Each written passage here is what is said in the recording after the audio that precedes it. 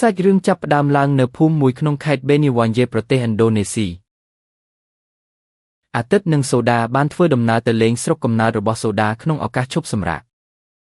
ពួកគេទៅជាមួយដារ៉ូដែលជាមិត្តល្អ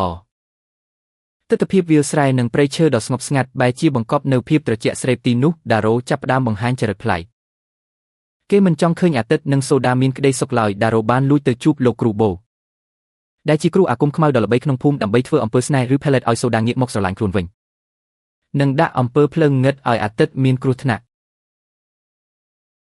បន្ទាប់ពីដារ៉ូដាក់អំពើបានសម្រេចសូដាចាប់ផ្ដើមមានអាការៈប្លែកនាងចាប់ផ្ដើមស្អប់ខ្ពើមអាទិត្យដើរចេញពីអាទិត្យដោយគ្មានមូលហេតុហើយយំម្នាក់ឯងនៅពេលយប់ខ្លះគេឃើញនាងដើរចូលព្រៃទាំងបិទភ្នែកចំណែកអាទិត្យត្រូវវត្ថុខ្មៅងឹតតាមលងបន្លាចរូបភាពក្នុងវីដេអូ review និងបង្ហាញពីឈុតឆាកអាទិត្យឃើញខ្មោចស្រមោលខ្មៅតាមច្របាច់កោនឹងធ្វើឲ្យគេធ្លាក់ខ្លួនឈឺជាទម្ងន់រីណាប្អូនស្រីសូដាចាប់ផ្ដើមសង្ស័យក៏លួចតាមដានដារ៉ូរហូតឃើញដារ៉ូកំពុងសូត្រមន្តជាមួយគ្រូអាបធ្មប់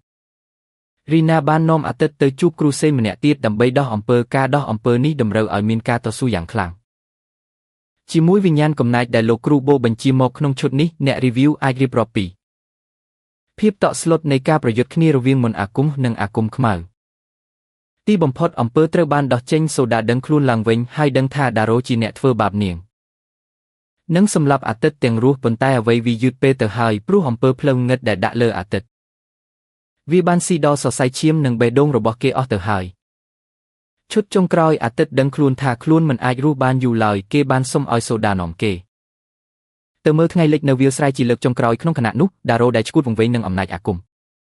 ក៏ត្រូវមន្តអាគមនោះត្រឡប់មកស៊ីខ្លួនឯងវិញរហូតស្លាប់យ៉ាងវេទនាអាទិត្យបានស្លាប់ក្នុងរង្វង់ដៃរបស់សូដាទាំងស្នាមញញឹមគេនិយាយពាក្យចុងក្រោយថាទោះជាអំពើខ្មៅងឹតអាចបំបែករាងកាយយើងតែវាមិនអាចបំបែកវិញ្ញាណដែលបងស្រឡាញ់អូនបានឡើយ